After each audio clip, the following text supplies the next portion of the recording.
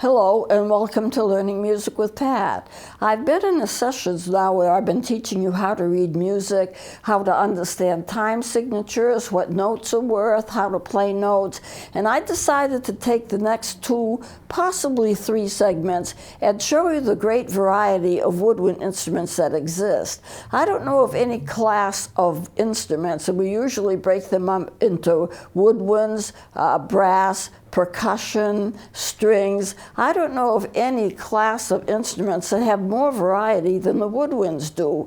And a lot of them are in the simple instruments that aren't that complicated, but nonetheless they're very important. And I see penny whistles and I see recorders in bands and orchestras, and they're worthy instruments. They're not toys.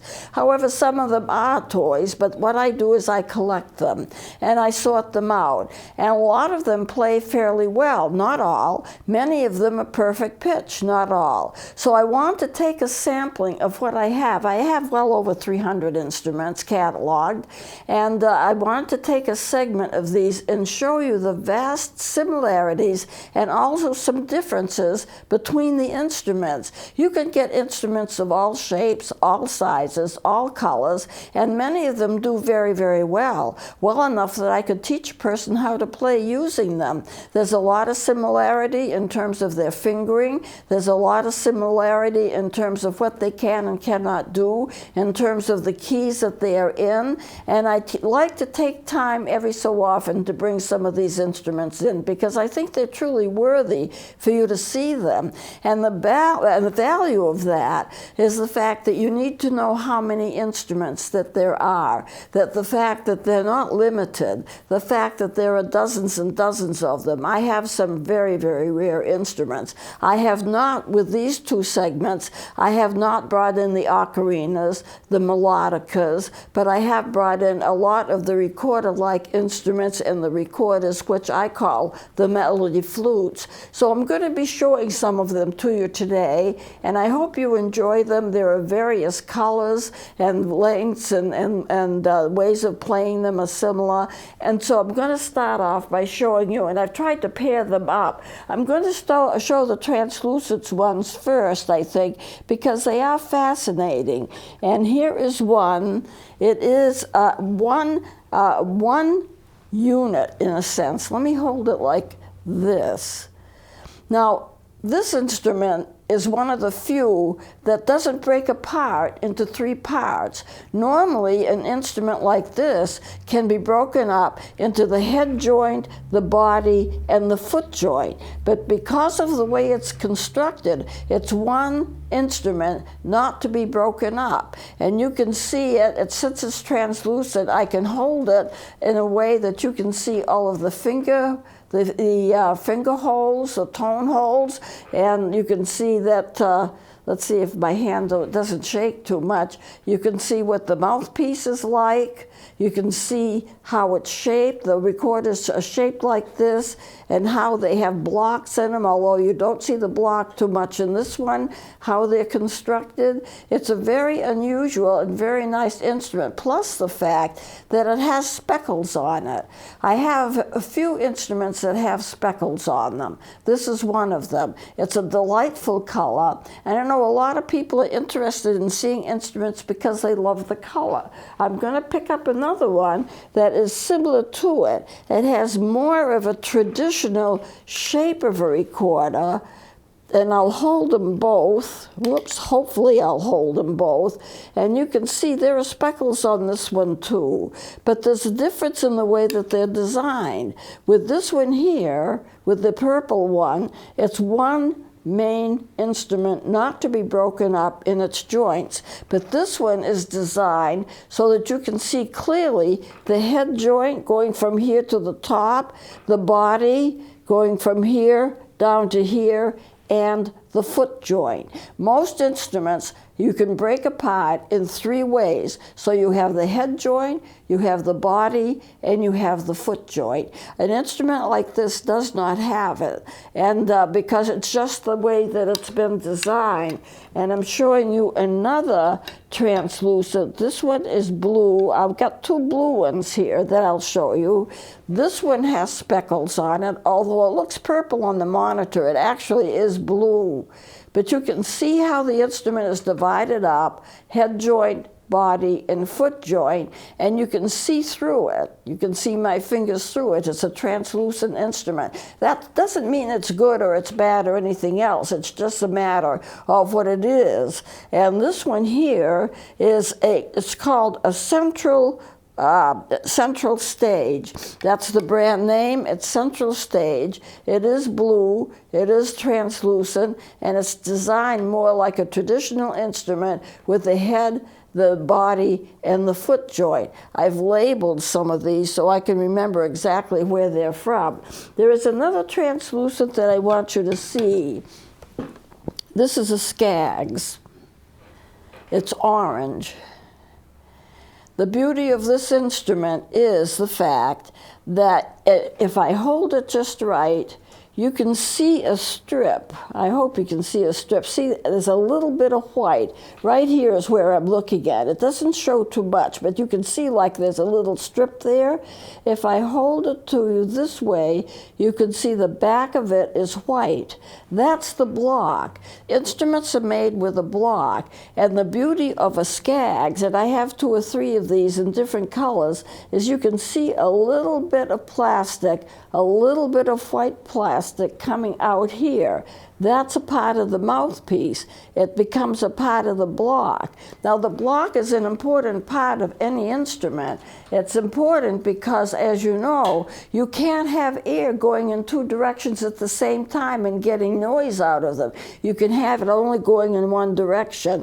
The block prevents the air from going in 2 directions at the same time. And it's a design feature which almost every single recorder has. I'm trying to get a better picture of that white strip. I have another one that I'll be bringing in another couple of sessions. It's clearer. But if you look at this, I can see it clearly, but maybe you can't.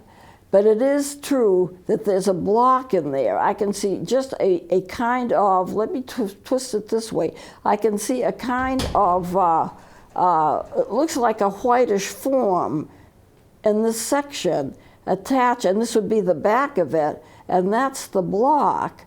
If we get a closer look, we can see it better. That's perfect, Rick. You can see it in the inside. If I twist it over here, a little bit of that white comes out in this section right here. It's not clear, but I have another one that makes it clearer. And this is, but you see that little section, you see the white in the inside of the top, you can see it. You can see like there's a little white band in there. That little white band on the top where I've got my finger, that little white band is part of the block, and it prevents air from going in and out in different directions. And so I like it, and it plays very well. I've recently become acquainted with the Skaggs. I had never heard of them before. Now let me show you some others here that I think are interesting. This here is an instrument. It is also blue, and it's made to be one strip, one instrument, not to be broken up in parts. And it does have, and there's no double tone holes in the bottom, but it is a well-playing instrument, and it's just a case of variety. I'm bringing in some of these just so you can see the variety of them and what they're like. This instrument does not break into a head joint, a foot joint, or a body, but they're all there as one unit. So I wanted you to take a look at that. I have a lot of other instruments. This here and this here, very, very simple instrument. And it's called the, let me see, it's called the magic flute. Now the magic flute, it's just a plain simple instrument. It has its tone holes in the front. It has its mouthpiece, which is a similar mouthpiece as all recorders have, and it's put out by a company known as First Note. Here's another one that they have. They play pretty well. I like the color. It's just a straight cylindrical tube with tone holes in it. Nothing in the back, but the tone holes are in the front. Going to rotate that. Hopefully you can see them a little bit as the light kind of glints off from them. And they're put up by First Note. Now First Note, I bought it here in town in a hobby shop, and they have First Note. I bought several of the First Notes, and here is 2 of them. Now, First Note, it'll come in packaging and it'll say this is not a toy. And I have to agree with them. It's not a toy. It does very well. I have a blue one, I have a couple of red ones, and I have this black one. Now, you don't often find a black recorder, but this is a totally black recorder. But at the same time, it plays very well. I wanted to include it. It's part of the variety that you can get when you're playing woodwind instruments. Now, I also wanted to show you, let me see, a couple of other red ones. They look a lot alike. This one is made in Italy. I'll hold it up there. It's made in Italy. It has a black block to it. A lot of the blocks are the same color as the instrument. You can barely tell the difference. This is an Italian instrument, and you can see, I hope you can see, there are 2 doubled holes on the instrument, on the last 2 notes, right here and right here. They're doubled holes. Those double holes on some instruments have them, some instruments don't. The more expensive and the more modern the instrument, the more likely it is to have it.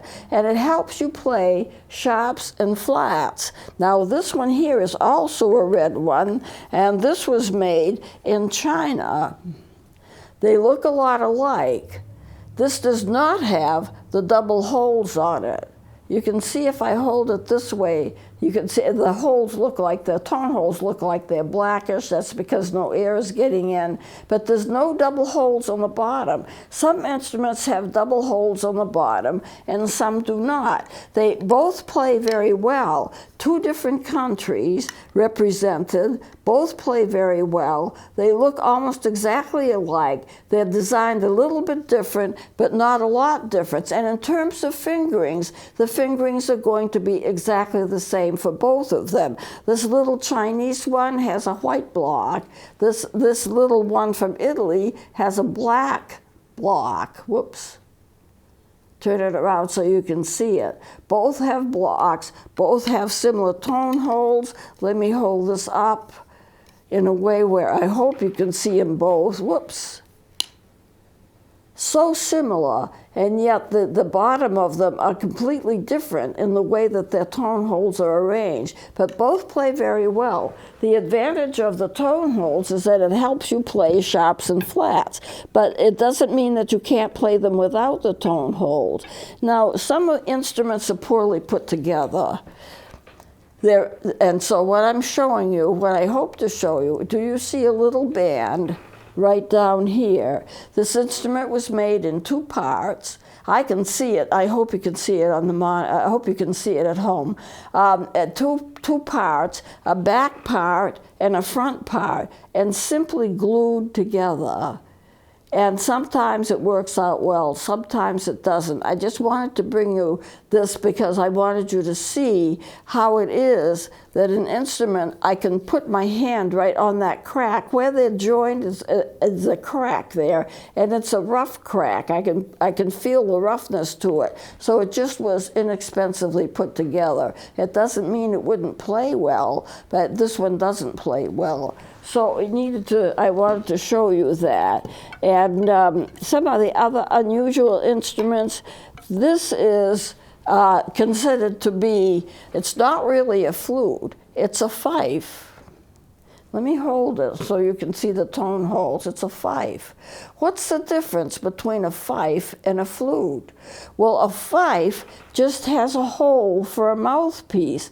There's nothing around it. There's nothing to hold that up. You know, it's not like it's raised. It's not raised. You just blow across it. You would hold it like you would a flute and blow across it.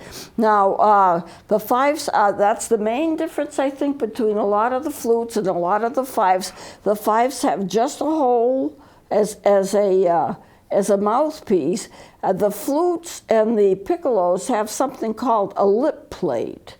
A lip plate raises up that mouthpiece so it kind of goes under the chin. I don't have the flutes with me to show you, but I'm going to, in maybe a couple sessions, bring one in with a fife so you can see the difference. I just had too much to carry today. This here happens to be an Indian flute from the country of India. You can see the little black holes, which are the tone holes. You can see it has a typical recorder look to it. It's all handmade. There are designs to it so that you can have, it's just a traditional thing. It's made out of bamboo. The one thing that you should never do with the bamboo instrument is try to put alcohol on it to clean it. Never, never, never do that. It will split the wood, and then you won't be able to play it at all. This particular one has, I don't know if you can notice it, but there's a C right there, right on the mouthpiece. And what that C stands for, I think, is the key that the instrument is in. This instrument is in the key of C. But it's also done for tourists as an artifact to bring back from the country of India. It does have a nice design on the bottom of it. You can see, and it's all handmade and all hand inscribed, and it doesn't show up too clearly, but there are designs on it. And this one plays really well. There are some that do, there are some that don't, but this plays very well. And so I have also this instrument here, which is just a cheap piece of plastic, and you can see the tone holes. And it's a little bit translucent, and it looks like the mouthpiece has been pinched right there. Yet at the same time, it plays. That doesn't play a lot, but it does play. It is so cheaply made, I actually can bend it. I'm not going to, but it bends very easily. I'm afraid that I'll break it if I do it too much. It cost me less than $2. You know the statement, you get what you pay for. This thing actually does play. And I use it as a teaching situation, just to teach you a little bit about how the instruments are made and what makes them play and what makes them not play. This is the back of the instrument. You can see where it looks like it was a single tube and it had been pinched to make the mouthpiece. You don't have to worry about air getting out in an opposite direction. Your mouth will prevent that. But the instruments are so designed that the air goes where you want it to go by the design of the instrument. So this one here, I keep it. It's a good little teaching tool, and I just show it for certain seminars. Here I have an Israeli instrument. This is a gill. It's made out of wood, and it's also made with plastic on the top. It plays beautifully. Since it's made out of wood, the tone is a little bit softer than you would get in a regular recorder. But it is a regular recorder. It fingers like a recorder. It has a mouthpiece like a recorder. It's called a Fipple mouthpiece. A Fipple mouthpiece is what the shape and everything of it is a design of a Fipple mouthpiece, and it's really a very, very nice recorder. I have a second Israeli instrument that's all wood. This is just partly wood and partly plastic. For the most part, you don't have to, if you're pulling an instrument apart, I'm not going to do it with this one, but you usually don't have to have cork grease or something like that to put them together. But once in a while you'll get an older recorder, and the recorder will need to have some assistance to put it back together. A little cork grease is very helpful. It's made for woodwind instruments, for corks on instruments. On very old recorders, sometimes you have a string arrangement around where the cork would be, and cork grease is helpful. If you need some help in putting an instrument together because it's a little bit too tight and you don't happen to have cork grease, which is specially made for woodwinds, a little Vaseline will usually do the trick. So I wanted to show you that. This is a Caribbean. I only have a few minutes left. And this is a Caribbean instrument. I love it. My friends, my sister and a friend of hers bought it for me for a Christmas present, and then they tried to play it. They couldn't play it. And they thought, then they were embarrassed. We got you something that doesn't work, they said, but it's beautiful and it works beautifully. I took the instrument in my hands and I played it. There's nothing wrong with it. It plays like a dream. And it plays like a dream in the key of D, which is 2 sharps, and you can actually blow into it and play songs with it. I've done it. I've done Christmas carols with it. It has a very nice little design of leaves, and there's a butterfly, if you can see that on top, and it's made out of bamboo. Bamboo instruments that you get from foreign countries are usually somewhat frail. You have to be careful of them. Some of them do really well, like the Indian one I just showed you. This is Caribbean. I don't know which country in the Caribbean it comes from. They did not know when they bought it. It was bought at a sale at a mall. But it's beautiful to look at. It works very great.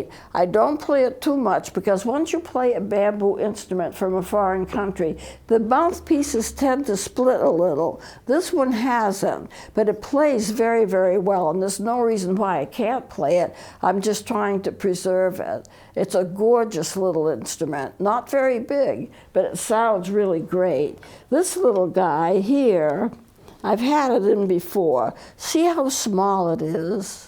It's smaller than most recorders. It's not the tiniest, but it is very small.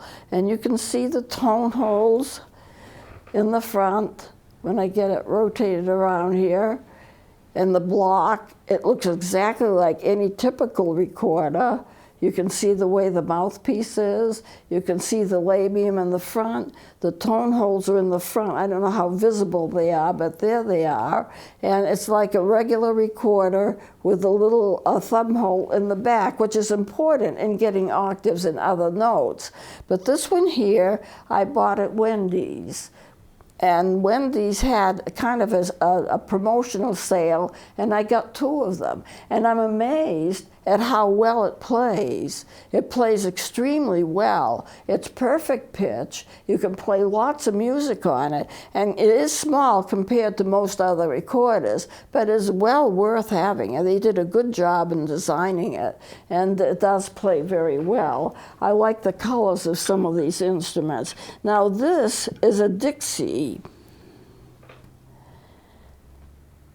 And I want you to notice that the tone holes have all been raised. I'm going to hold it like this. You can see that the tone holes have been raised up. The advantage to a new or beginning student is that it's hard to know where you put your hands. So if you have these raised up, you can feel where the tone holes are. Most of the tone holes of an instrument are going to be right level with the instrument, and you learn where you put your hands because you can feel the indentations. But for a beginning student, it's kind of obvious. It sticks up. So you have your hand like this, and your bottom hand like this, left hand always on top, right hand always on the bottom, and you can be very secure in the fact that the positions of your fingers are right. Very good for beginning students. In the back, there's a little place where you put your thumb, and on both sides. So your right thumb, you'd hook it under here, and your left thumb would just go on this. And so you have your perfect position. This is a position that you use for most instruments that are woodwinds. You hold your hand in that position. And even in the pianos do the same thing. You should always hold your hands curved over the notes that you might use, even if you're not using them. Because if you suddenly have to use them and your hands are flat like this, you're not going to be able to make the connection. You're just not. And so therefore, it's very important that you have your hand in the right position. This is the right position for clarinets, for flutes, for saxophones, you see, and for any of the woodwind instruments. It works very, very well. Now I'm going to have to close it here. I have a lot more to show you, which I will do on the next segment. So we will continue with this, and we may even do a third segment, because I have some instruments I want you to see that are similar to these that I couldn't bring in because I just had too many of them. So we'll close it here. Please join me next time.